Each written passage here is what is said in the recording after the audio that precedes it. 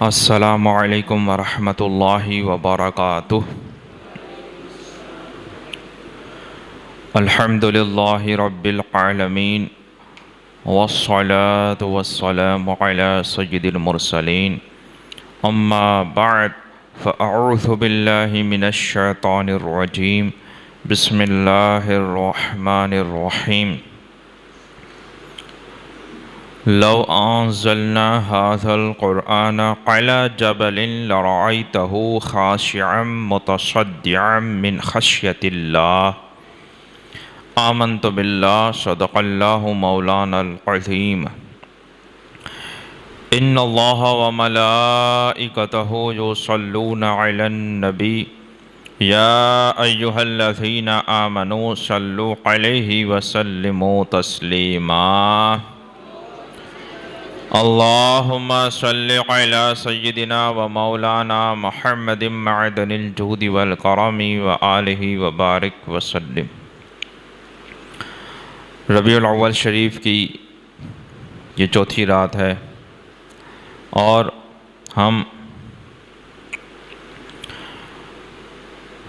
رسول اللہ صلی اللہ علیہ وسلم پر وحی کس طرح سے نازل ہوتی تھی اس سلسلے میں کچھ بخاری شریف کی احادیث مبارکہ سماعت کی۔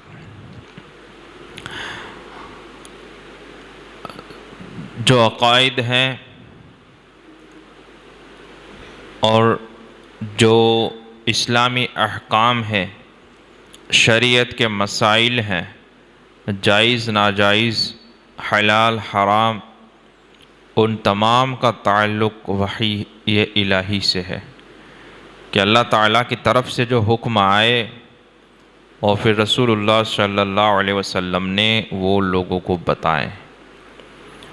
تو یہ اتنی اہم بات ہے کہ اس کا سارے کا دار و مدار وحی الہی پر ہے۔ اسی لیے امام بخاری رحمۃ اللہ تعالی علیہ نے سب سے پہلے جو حدیث کی جو کتاب ہے آپ کی بخاری شریف، اس میں سب سے پہلا جو باب کتاب جو باندھی اور سب سے پہلا جو باب باندھا وہ یہی باندھا کہ رسول اللہ صلی اللہ علیہ وسلم پر وحی کی کیفیت کیا تھی، کس طرح سے وہ نازل ہوتی تھی۔ اب دوسری حدیث جو ہے بخاری شریف کی، عن عائشہ ام المومنین رضی اللہ تعالی عنہ ان الحارث بن ہشام رضی اللہ تعالی عنہ سأل رسول اللہ صلی اللہ علیہ وسلم فقال یا رسول اللہ کیف یأتیک الوحی؟ فقال احیانا یأتینی مثل صلصلۃ الجرس وہو اشدہ علی فینصف علی وقد وعیت ما قال واحیانا یتمثل لی الملک رجلا فیتکلمونی فأعی ما یقول۔ حضرت ام المومنین عائشہ صدیقہ رضی اللہ تعالی عنہا روایت کرتی ہیں کہ حارث بن ہشام رضی اللہ تعالی عنہ نے یہ رسول پاک صلی اللہ علیہ وسلم کی بارگاہ میں عرض کیا کہ یا رسول اللہ کیف یأتیک الوحی، آپ پر وحی کیسے نازل ہوتی ہے، اس کی کیفیت کیا ہوتی ہے۔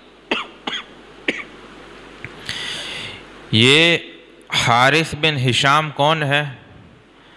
یہ حارث بن ہشام یہ ابو جہل کے سگے بھائی ہیں، جس کا ہم نے کل ذکر کیا تھا۔ جو ابو جہل ہے ان کے یہ سگے بھائی ہے حارث بن ہشام۔ ابو جہل کا نام عمرو بن ہشام تھا، اس کا لقب تھا ابو الحکم، یعنی بہت زیادہ عقل مند اور بہت زیادہ علم و حکمت والا، ابو الحکم اس کا کنیت تھی۔ لیکن جب وہ رسول اللہ کی مخالفت پر آیا اور رسول پاک صلی اللہ علیہ وسلم اور اسلام کی دشمنی پر آیا، جب اس نے ایمان نہیں لایا، کفر پہ ڈٹا رہا، اور یہ سب پہچان کر اور حقانیت ظاہر ہو جانے کے باوجود بھی جب وہ اپنی ضد اور ہٹ دھرمی پر ڈٹا رہا، تو پھر لوگوں نے، مسلمانوں نے اس کو ابو الحکم یعنی حکمت کا یہ سردار اور حکمت والا، اس میں سے اس کو کر دیا ابو جہل کہ جاہلوں کا سردار، سب سے زیادہ جہالت والا، کہ جو اللہ اور اس کے رسول کے احکام کے مقابلے میں آئے، رسول اللہ صلی اللہ علیہ وسلم اور دین اسلام اور قرآن کی مخالفت پر آئے، وہ کبھی عقل مند نہیں ہو سکتا، وہ بے وقوف اور جاہل ہی ہو سکتا ہے۔ تو یہ ابو جہل ہو گیا، اس کا نام تھا عمرو، تو یہ عمرو بن ہشام تھا، اور یہ ان کے بھائی ہیں حارث بن ہشام جو ایمان لے آئے۔ تو حضرت عائشہ صدیقہ رضی اللہ تعالی عنہا یہ روایت کرتی ہیں کہ یہ حارث بن ہشام رضی اللہ عنہ نے رسول اللہ صلی اللہ علیہ وسلم کی بارگاہ میں یہ عرض کیا ہے کہ یا رسول اللہ، آپ پر وحی نازل ہوتی ہے تو اس کی کیفیت کیا ہوتی؟ کیونکہ دوسرے کسی کو تو کچھ دکھائی بھی نہیں دے گا اور سنائی بھی نہیں دے گا، وہ تو حضور ارشاد فرمائیں گے کہ یہ حکم آیا ہے، تو یہ سمجھ تب پتہ چلے گا۔ تو یہ سوال ہوا،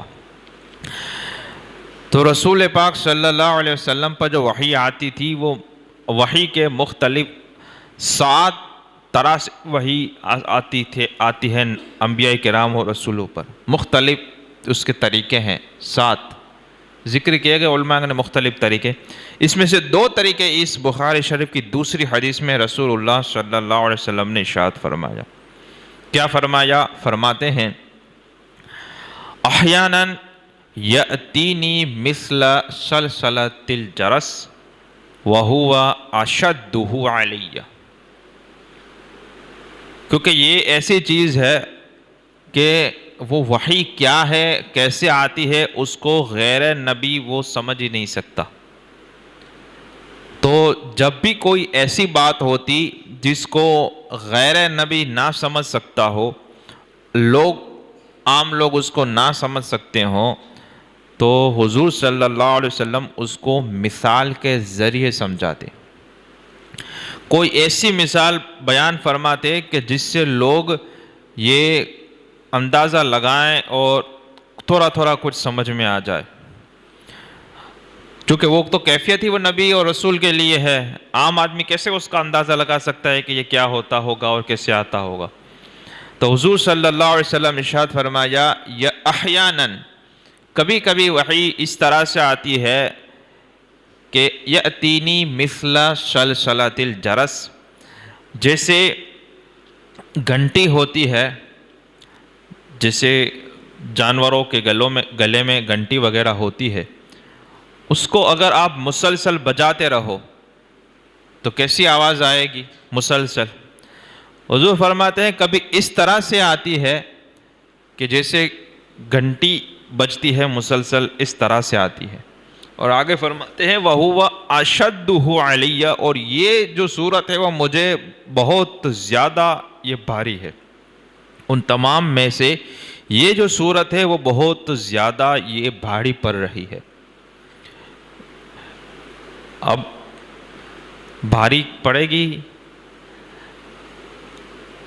اب جب گھنٹی کی مسلسل آواز آتی ہے تو جیسے کہ آواز تو مسلسل آتی ہے تیز، لیکن کچھ سمجھ میں نہیں آئے گا کہ کیا آواز آ رہی ہے، تو اب یہ بہت بھاری پڑتی، کیونکہ اس وقت حضور سرور دو عالم صلی اللہ علیہ وسلم کو ایک ساتھ کئی کام کرنے ہوتے تھے۔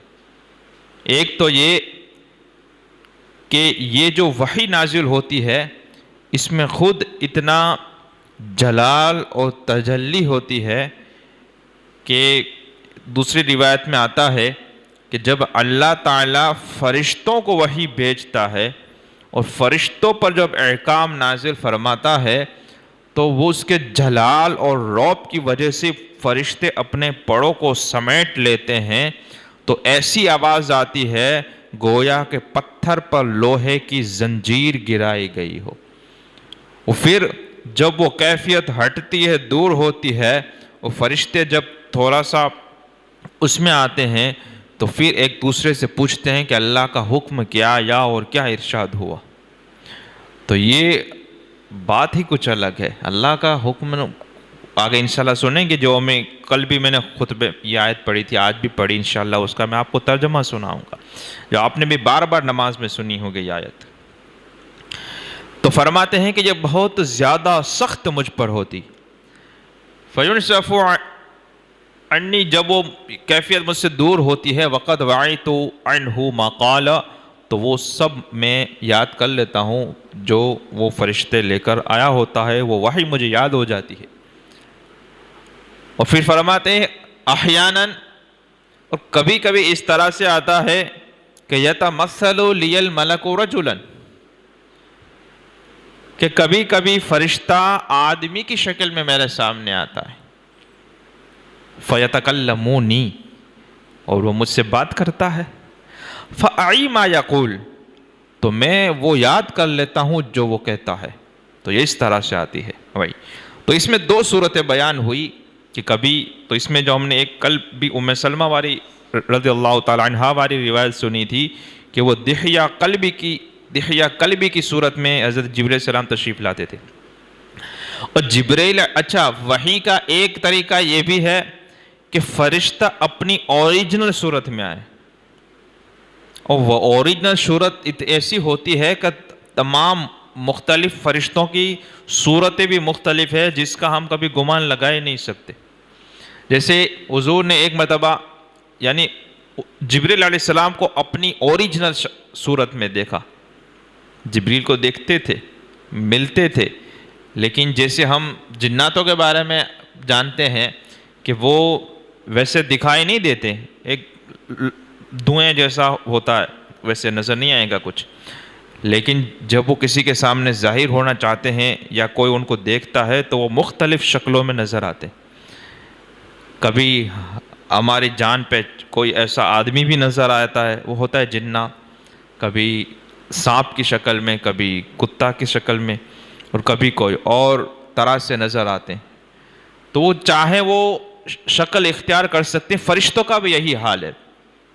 جیسے قرآن شریف میں بھی کچھ واقعات ہیں اور احادیث مبارکہ میں بھی کچھ واقعات دیے گئے ہیں کہ کسی کی آزمائش کے لیے یا کسی نبی کے وہاں کوئی فرشتے آئے تو وہ مرد کی شکل میں آئے، یعنی انسان کی شکل میں آئے۔ اب اوریجنل شکل تو حضرت جبرائیل علیہ السلام کی اوریجنل شکل تو کبھی اللہ نے چاہا تو وہ بیان کریں گے ہم، اللہ نے چاہا تو، ورنہ مختصر یہ کہ حضور صلی اللہ علیہ وسلم نے حضرت جبرائیل علیہ السلام کو دیکھا تو تمام افق جو ہے، جہاں تک آسمان وہ سب نظر آتا ہے، وہ تمام کا تمام بھرا ہوا تھا، اور حضرت جبرائیل علیہ السلام کے 600 بازو تھے، اور بازو میں سے وہ یاقوت اور وہ موتی وہ جل رہے تھے۔ تو یہ اتنے وہ ہیں، اتنی زبردست ان کی شکل ہوتی، تو اوریجنل شکل تو اور ہی ہوتی ہے۔ تو کبھی کبھی وحی ایسے بھی آتی ہے کہ نبی جو ہیں یا اللہ کے رسول صلی اللہ علیہ وسلم فرشتے کو اپنی شکل میں، ملکوتی شکل میں دیکھیں، اور کبھی کبھی ایسے آتی ہے کہ وہ فرشتہ، اب کہاں وہ شکل کہ پورا افق اور پورا آسمان بھر جائے، اور ایک روایت میں ہے کہ جبرائیل علیہ السلام کے 2 شانے، 2 کندھوں کے درمیان ایسا فاصلہ ہے جیسے مشرق اور مغرب کے درمیان ہے، پورو اور پچھم کے درمیان ہے، اور یہ سب ہم کو سمجھانے کے لیے، کیونکہ ہم پورو پچھم کو دیکھتے ہیں کہ کتنا بڑا فاصلہ ہے، ورنہ تو یہ بہت ہی زیادہ بڑا ہوگا۔ آئی بات سمجھ میں؟ تو لیکن جب وہ دحیہ قلبی کی شکل میں آتے، کبھی گھوڑے پہ سواری کرتے نظر آتے، کبھی سامنے آ کر بیٹھ گئے، کبھی کوئی اعرابی کی شکل میں آتے، تو کتنا سا ایک چھوٹا سا انسان ہو جاتا ہے۔ آئی بات سمجھ میں؟ تو اب وہ کہاں وہ شکل اور کہاں یہ شکل، تو اللہ تعالیٰ نے، یہ سب اللہ تعالیٰ کی قدرت ہے۔ جیسے ایک چھوٹا سا بچہ جو ہمارے یہ چلو میں ہم پکڑ لے لیتے ہیں اس کو جب اس کا پیدائش ہوتی ہے، اور پھر کہاں پہ وہ ہٹا کٹا اتنا بڑا پہلوان نوجوان بنانے والا اللہ تعالیٰ ہے۔ تو یہ تو ہمارے انسانوں کے ساتھ بھی ایسی چیزیں ہوتی ہیں، تو وہ اللہ کی نشانیاں ہیں، اللہ کی قدرتیں ہیں، بہت کچھ ہے۔ تو یہ فرماتے ہیں حضور صلی اللہ علیہ وسلم کبھی اس طرح سے آتی ہیں۔ اور حضرت عائشہ صدیقہ رضی اللہ تعالیٰ عنہا نے آگے فرمایا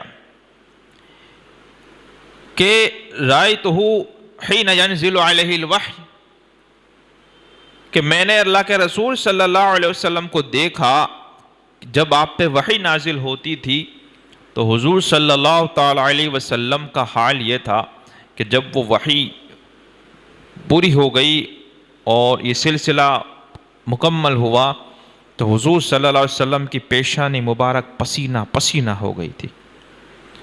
تو جب حضور صلی اللہ علیہ وسلم پر وحی نازل ہوتی تو صحابہ کرام پہچان لیتے تھے، ان کو سمجھ میں آ جاتا تھا کہ وحی نازل ہو رہی، خاموش ہو جاتے سب، کیونکہ وہ کیفیت ہی ایسی ہوتی تھی کہ رسول پاک صلی اللہ علیہ وسلم کا چہرہ مبارک بدل جاتا، اور یہ کبھی کبھی سرخ ایک دم لال ہو جاتا، جیسے بخار میں آدمی کو بے چینی اور الگ ہی کیفیت ہوتی ہے، تو وحی الہی کے وقت وہ کنڈیشن ہو جاتی، اور سانس تیز ہو جاتی، آواز آنے لگتی سانسوں میں سے آنے جانے میں، کبھی ایسا بھی ہو جاتا، اور پسینہ پسینہ۔ حضرت عائشہ صدیقہ فرماتی ہے کہ میں نے یہ پسینہ پسینہ کب دیکھا، تو فرماتے ہیں کہ ان دنوں میں کہ یوم شدید البرد، جب سخت ٹھنڈی کے دن تھے، ان دنوں میں نے دیکھا کہ سخت ٹھنڈی کے دن میں وقت میں حضور صلی اللہ علیہ وسلم پر وحی نازل ہوئی تو آپ کی پیشانی مبارک پسینہ پسینہ پسینے سے شرابور ہو گئی تھی۔ اللہ اکبر۔ تو یہ ہوتا ہے۔ اب جیسا کہ ایک اور حدیث میں آتا ہے، صفیان بن یعلا بن امیہ رضی اللہ تعالیٰ عنہ فرماتے ہیں کہ کان یعلا کان یقول لیتنی ارى رسول اللہ صلی اللہ علیہ وسلم حین ینزل علیہ الوحی، کہ یعلا بن امیہ فرمایا کرتے تھے کہ کاش میں رسول اللہ صلی اللہ علیہ وسلم کو اس حالت میں دیکھوں جب آپ پہ وحی نازل ہو رہی ہو۔ ان کی یہ تمنا تھی کیونکہ انہوں نے سنا تھا کہ وحی نازل ہوتی ہے اور احکام آتے ہیں اور یہ اللہ تعالیٰ کا پیغام آتا ہے، تو ایمان تو لا چکے تھے لیکن ان کی یہ خواہش تھی اور ایک تمنا تھی۔ تو وہ فرماتے ہیں ان کے بیٹے کہ ان یعلا کان یقول لیتنی ارى رسول اللہ صلی اللہ علیہ وسلم حین ینزل علیہ الوحی، کہ جب حضور پہ وحی آتی ہو کاش میں وہ منظر دیکھ لوں کہ وہ کیسے وحی نازل ہوتی۔ فلما کان النبی صلی اللہ علیہ وسلم بالجعرانہ، اب ایک موقع ان کو ملا کہ جب رسول اللہ صلی اللہ علیہ وسلم جعرانہ کے مقام پر تھے۔ اللہ اکبر، کیا منظر، اللہ اکبر۔ فلما کان النبی صلی اللہ علیہ وسلم بالجعرانہ وعلیہ ثوب وقد اظل ومعہم الناس من اصحابہ، فرماتے ہیں کہ جعرانہ کے مقام پر یہ ہوا کہ حضور صلی اللہ علیہ وسلم تشریف فرماتے وعلیہ ثوب قد اظل علیہ، کہ حضور صلی اللہ علیہ وسلم پر صحابہ کرام نے یہ ایک کپڑا تانا ہوا تھا، کپڑا اوپر ایک سایہ کیے ہوئے تھے، ہوتا ہے نا کبھی ایسا، تو وہ سایہ کیے ہوئے وہ صحابہ کرام وہ ان پر تانے ہوئے تھے۔ اذ جاء رجل، اسی اثنا میں ایک شخص آیا اور اس نے رسول پاک صلی اللہ علیہ وسلم سے ایک مسئلہ پوچھا اور کہنے لگا، فقال یا رسول اللہ صلی اللہ علیہ وسلم کیف تری فی رجل احرم فی جبۃ بعد ما یتمدح بطیب، کہ یا رسول اللہ صلی اللہ علیہ وسلم اس شخص کے بارے میں آپ کیا ارشاد فرماتے ہیں، کیا حکم فرماتے ہیں کہ جس نے جبے میں احرام باندھا اور اس نے خوشبو لگا لی، اب اس کا کیا حکم ہوگا؟ یہ جو ابھی جو ہم مسئلے بیان کرتے ہیں کہ یہ ہے نہ یہ نہیں ہے، یہ جائز ہے نہ یہ اس طرح سے، یہ اس کا یہ مسئلہ ہے نہ یہ واجب ہے نہ یہ شرط ہو گئی، یہ اس یہاں سے سب آتا ہے کہ یہ جو موقع ہوتا تھا اور جب حضور سے پوچھتے تھے، حضور صلی اللہ علیہ وسلم کو اللہ تعالیٰ کی طرف سے جو حکم ہوتا تھا وہ ارشاد فرماتے تھے۔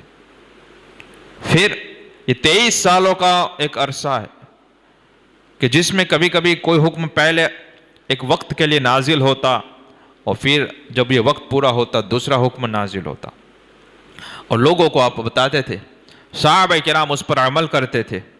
پھر اس سے پھر باتیں آگے چلی اور پھر ان سے تابعین کرام نے وہ سب سنا جس کو حدیث کہتے ہیں کہ یہ ایسے اس طرح سے ہوا، پھر اس پر عمل کرتے تھے۔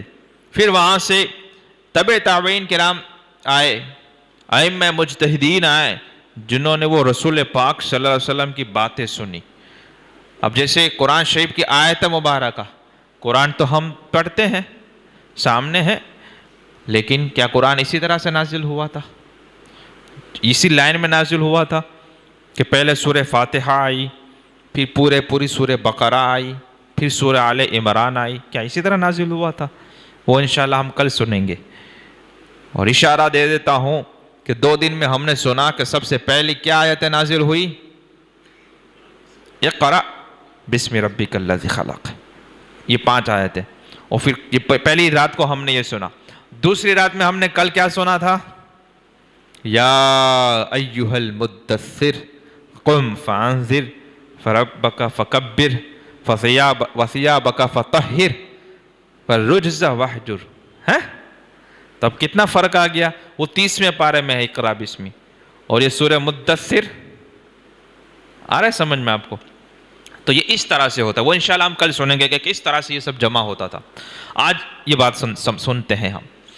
تو ہم کہاں پہنچے تھے کہ یہ آ کر انہوں نے یہ سوال کیا۔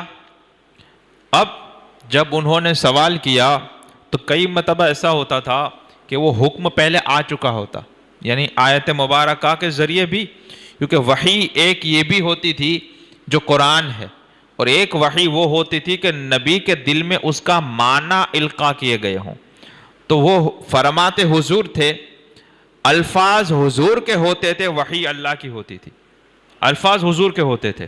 لیکن قرآن میں، قرآن شریف اور حدیث میں فرق یہ ہے کہ قرآن کے الفاظ بھی وہیں سے آئے، وہ بھی فکس ہو گئے، اور معنی بھی وہیں سے تھا۔ تو معنی اور الفاظ دونوں ہیں، اس کو بدلا نہیں جا سکتا۔ جبکہ حدیث بھی اللہ کے حکم سے وحی سے ہوتی تھی، لیکن وہ معنی وحی کا ہوتا تھا، الفاظ حضور صلی اللہ علیہ وسلم کے ہوتے تھے۔ یہ دونوں میں فرق ہے۔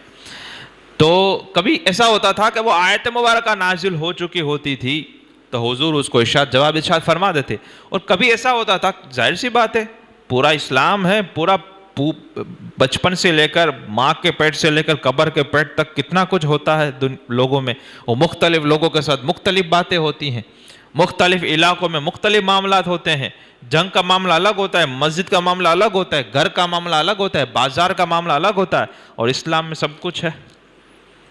تو لوگ جو بھی مسئلہ آتا حضور سے پوچھا کرتے تھے، کبھی کھانے کے بارے میں پوچھا، کبھی پہننے کے بارے میں پوچھا، کبھی عبادت کے بارے میں پوچھا، کبھی آخرت کے بارے میں سوال ہو رہا ہے، کبھی جنت و جہنم کے بارے میں سوال ہو رہا ہے، حضور ارشاد فرما رہے ہیں۔ تو کیسے ارشاد فرماتے تھے؟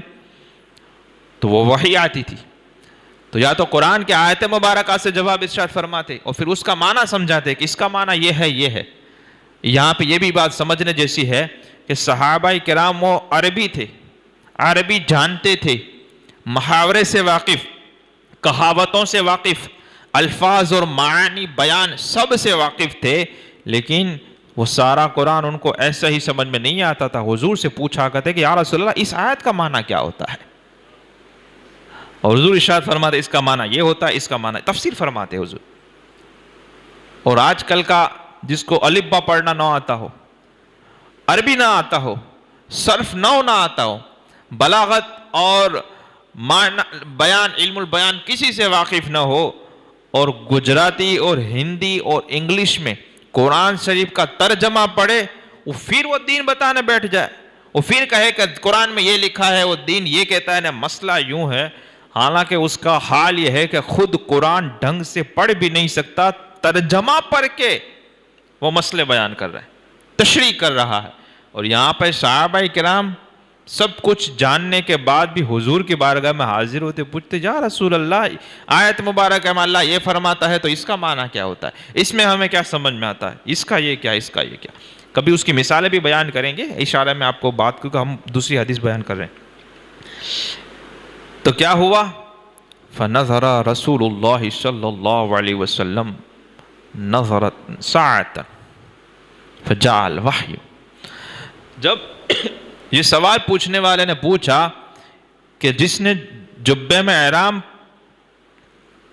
وہ باندھا اور پھر خوشبو بھی لگا لی، احرام میں خوشبو تو نہیں لگائی جاتی، تو اس کا کیا حکم ہے؟ تو حضور سرور دو عالم صلی اللہ علیہ وسلم نے تھوڑی دیر اس کی طرف دیکھتے رہے۔ نظر رسول اللہ صلی اللہ علیہ وسلم، کیا منظر ہوگا، دیکھتے ہوں گے رسول پاک تو کیا کیفیت طاری ہوتی ہوگی لوگوں پر، اور کیا کچھ ہوتا ہوگا ہے۔ ہم یہاں سے پکار کے کہتے ہیں کہ جس طرف اٹھ گئی دم میں دم آ گیا، اس نگاہ عنایت پہ لاکھوں سلام۔ اور امام عشق و محبت فرماتے ہیں کہ قسمت میں لاکھ پیچ ہو، پیچ سمجھتے ہو، وہ دوڑ جو ہوتا ہے اس میں پیچ لگتے ہیں، اس میں گیڑا بن جاتی ہیں، بہت کچھ ہوتا ہے نا، وہ گونچ ہم گجراتی میں بولتے ہیں، وہ ہو جاتی۔ ہاں، اعلیٰ حضرت کہتے ہیں، فرماتے ہیں، عرض کرتے ہیں کہ قسمت میں لاکھ پیچ ہو، 100 کج 1000 بل۔ بل گجراتی میں بولتے ہیں وڑ، وہ دوڑا یا جو ایسی ہوتا ہے وڑ چڑھ جاتا ہے اس پہ۔ اور پیچ تو آپ سمجھ گئے کہ اس طرح سے ایک دوسرے میں لگ جانا، اور کج یعنی کہ ٹیڑھا پن۔ اب ہماری قسمت، جیسے اعلیٰ حضرت خود فرماتے ہیں قصیدہ معراجیہ میں کہ اگر ہم بھی وہاں ہوتے خاک گلشن، اتر کے قدموں سے لیتے اترن، مگر کرے کیا نصیب میں تو یہ نامرادی کے دن لکھے تھے۔ تو یہ اس مناسبت سے، ورنہ حضور کی امت اور آپ کے کلمہ پڑھنے والے کی حیثیت سے تو ہم خوش نصیب ہیں، لیکن یہ جو زمانے کا بیچ میں جو گیپ آ گیا، اور جو ہم اس اعتبار سے نامرادی، تو یہ اعلیٰ حضرت عرض کرتے ہیں کہ قسمت میں لاکھ پیچ ہو، 100 بل ہو، 1000 کج، یہ ساری گتھی تیری ایک سیدھی نظر کی ہے۔ یا رسول اللہ، آپ کی ایک سیدھی نظر پڑ جائے، ایک سیدھی نظر پڑ جائے تو 1000 کج ہوں، 100 بل ہوں، اور لاکھوں پیچ و خم ہوں ہماری قسمت میں، وہ سب کا سب ایک ہی بات میں اور ایک ہی نظر کرم میں یہ ہمارا حل ہو جائے۔ یہ ہے آپ کی نظر عنایت۔ اللہ اکبر۔ تو بخاری شریف کی حدیث ہے، آپ پڑھو، قرآن پڑھو، یہ ایمان کو تازہ کرنے والی چیزیں ہیں، ایمان تازہ ہو جاتا ہے انسان کا۔ یہ تو کہتے ہیں، روایت کرتے ہیں، فنظر رسول اللہ صلی اللہ علیہ وسلم ساعتاً فجاء الوحی، کہ حضور صلی اللہ علیہ وسلم نے تھوڑی دیر تک اس شخص کو دیکھتے رہے جو سوال پوچھا تھا، اور اسی دوران اللہ کی وحی آ گئی، ان پر وحی نازل ہو گئی۔ فاشار عمر ان يعلى ان تعال فجاء يعلى فادخل رأسه۔ تو حضرت عمر رضی اللہ تعالی عنہ نے، وہ صحابی کون؟ یعلا بن امیہ، جن کی یہ خواہش تھی کہ میں حضور کو وحی کی حالت میں دیکھوں کیسے نازل ہوتی ہے، جب یہ آدمی نے سوال پوچھا اور حضور ان کو دیکھتے رہے تھوڑی دیر اور وحی نازل ہوئی، اور وہ کیفیت طاری ہوئی تو فاشار عمر، تو حضرت عمر رضی اللہ تعالیٰ عنہ نے حضرت یعلا کو اشارہ کیا، ان تعال، اس کو بلایا کہ یہاں اور دیکھ یہ منظر کیسا ہوتا ہے، کیفیت کیسی ہوتی ہے دیکھ۔ اب حضرت یعلا آئے، فادخل رأسہ، اور جس چادر میں حضور صلی اللہ علیہ وسلم وہ کپڑے کے نیچے وہ جو سائے میں تھے، انہوں نے اپنا سر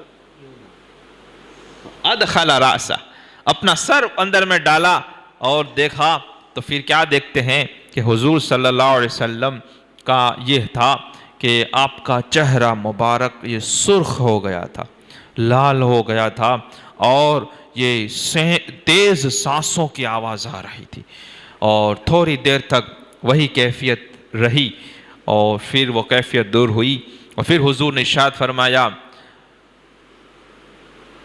وہ این رجل یسألونی عن العمرۃ عنفا، کہ ابھی ابھی جس نے عمرے کے بارے میں سوال کیا وہ شخص کہاں ہے جس نے سوال پوچھا؟ وحی آ گئی، حکم آ گیا، اب حضور نے ارشاد فرمایا کہ ان کو بلاؤ، کہاں ہے وہ شخص؟ تو وہ پھر ان کو ڈھونڈا گیا اور ان کو کہاں چل جی ابھی ہی، اور اس کو لے کر حضور کی بارگاہ میں حاضر کیا گیا۔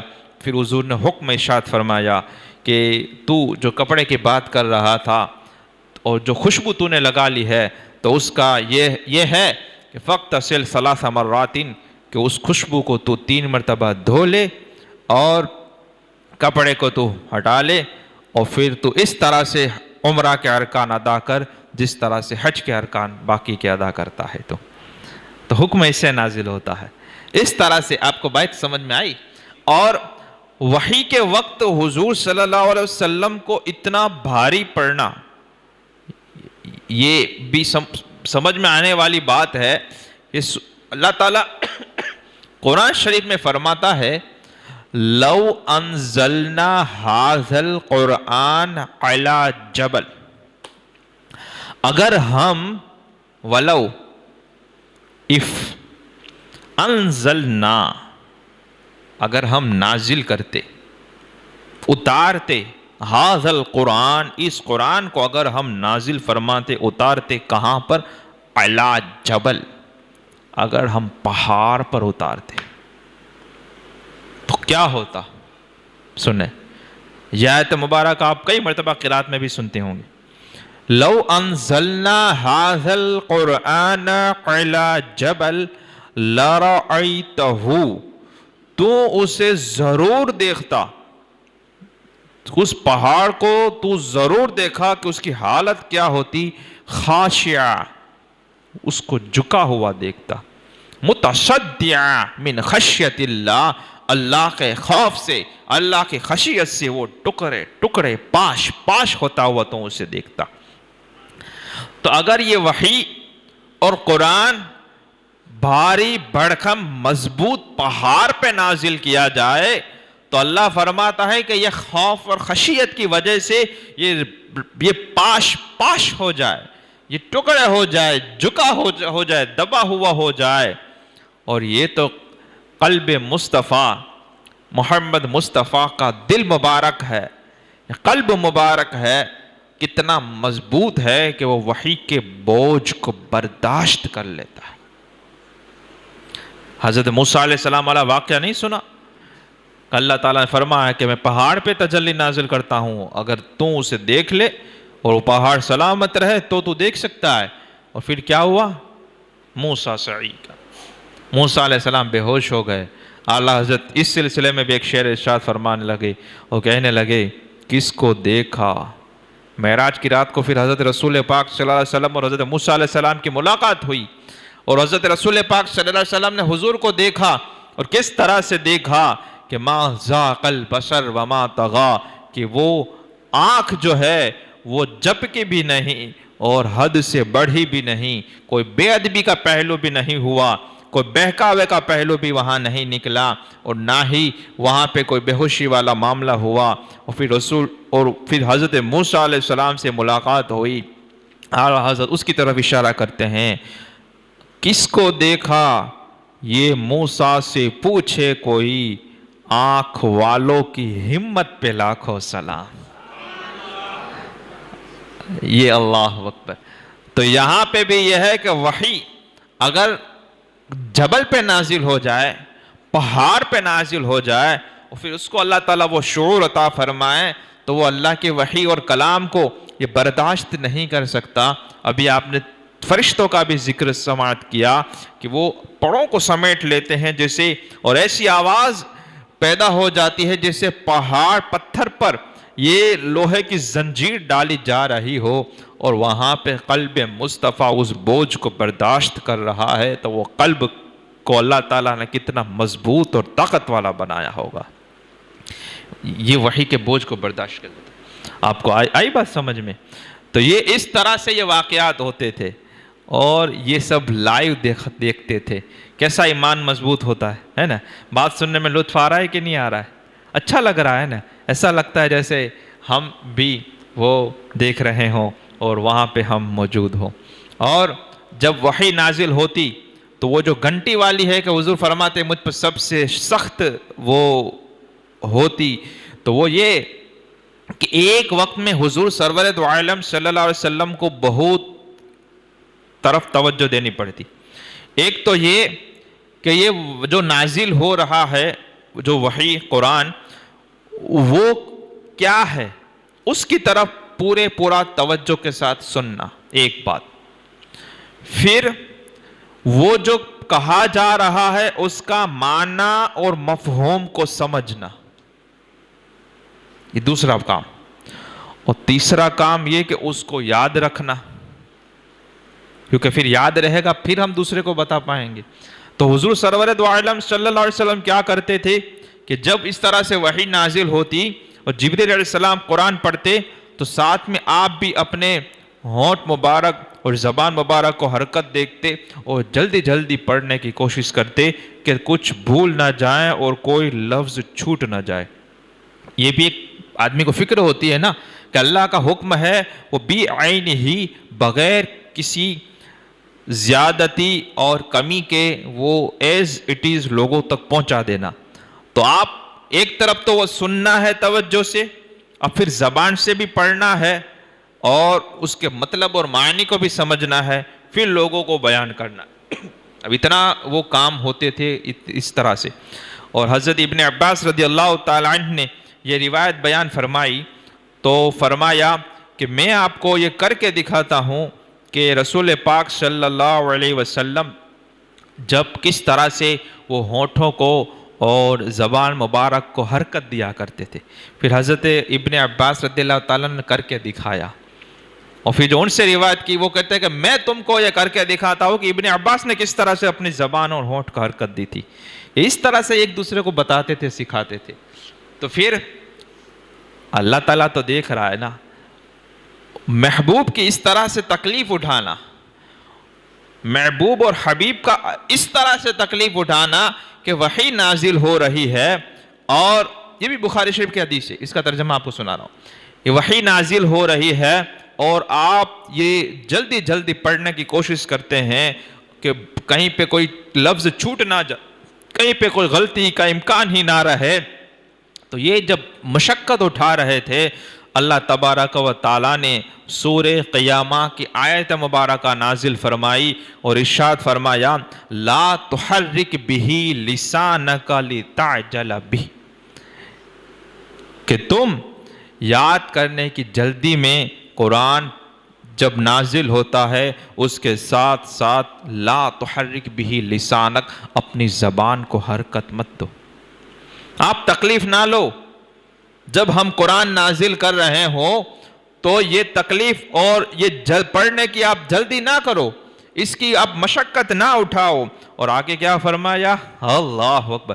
حضور کو فکر کس بات کی تھی کہ کہیں پہ کچھ چھوٹ نہ جائے، کہیں پہ کوئی غلطی ہو نہ جائے، اور یاد رکھنا ہے جو اتر رہا ہے.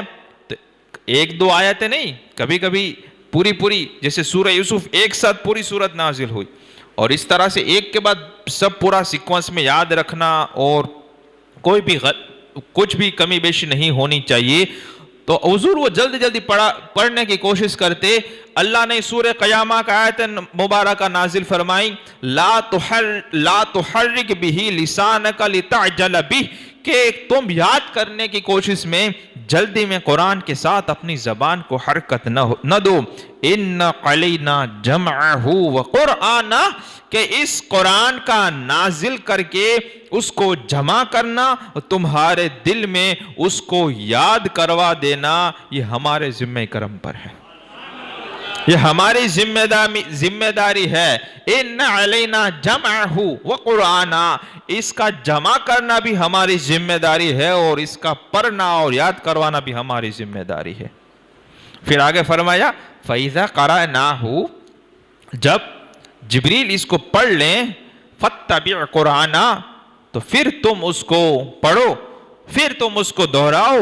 ثُمَّ إِنَّ عَلَيْنَا بَيَانًا، اور اس کے بعد اس کا بیان اور اس کے باریکیاں اور اس کا مفہوم اور معنی سمجھانا، یہ بھی ہماری ذمہ داری ہے. اللہ اکبر. حضور کتنی باتیں ایک طرف توجہ دیتے تھے، ایک ساتھ سننا، پھر سمجھنے کی کوشش کرنا، یاد کرنا اور اس کو دہرانا، اتنا کچھ کرتے تھے. اللہ نے فرمایا کہ جب وحی نازل ہو آپ صرف سن لیں، باقی سب ہماری ذمہ داری ہے. ہم تم صرف سن لیا کرے، ہم تم کو یاد بھی رکھا دیں گے، اس کا معنی، مطلب، مفہوم، باریکیاں اور جتنے اسرار، رموز، جو کچھ ہوگا وہ بھی ہم تم کو سمجھا دیں گے، تمہارے سینے میں اس کو محفوظ بھی رکھا دیں گے اور پھر تمہاری زبان سے اس کو ادا بھی کروا دیں گے. اس کا پروانا بھی تمہاری زبان سے ہماری ذمہ داری ہے. تمہارا کام صرف اتنا ہے کہ جب ہماری وحی نازل ہو، قرآن نازل ہو، آپ صرف سن لیا کریں. اس کے بعد فرماتے ہیں کہ رسول پاک صلی اللہ علیہ وسلم پر جب وحی نازل ہوتی تو آپ سر مبارک جھکا لیا کرتے تھے اور پھر صرف سنا کرتے تھے اور جب جو بھی نازل ہوتا وہ تمام کا تمام سن لیتے. وحی جب یہ مکمل ہو جاتی تو آپ اسی طرح پڑھ لیا کرتے تھے جیسا کہ سنا کرتے تھے اور جیسا کہ نازل ہوا کیا کرتا. یہ ہے اللہ کی شان. اللہ فرماتا ہے آپ کو مشقت میں اور تکلیف لینے کی ضرورت نہیں ہے. آپ اس کی فکر نہ کریں کہ یہ بھول جاؤں گا اور کس طرح سے اس کو ادا کروں گا، کس طرح سے یاد رکھوں گا اور کس طرح سے اس کی جو باریک باریک باتیں ہیں، جو اسرار اور راز کی باتیں ہیں اور جو مسائل اور جو معنی کی فصاحت، بلاغت اور جو وسعت ہے وہ کس طرح سے ہوگا. اللہ فرماتا ہے کہ آپ صرف سن لیا کریں.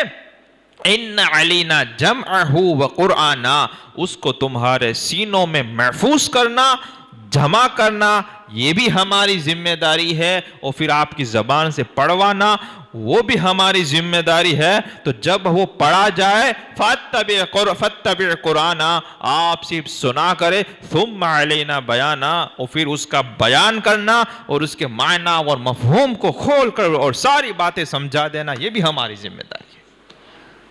اللہ اکبر.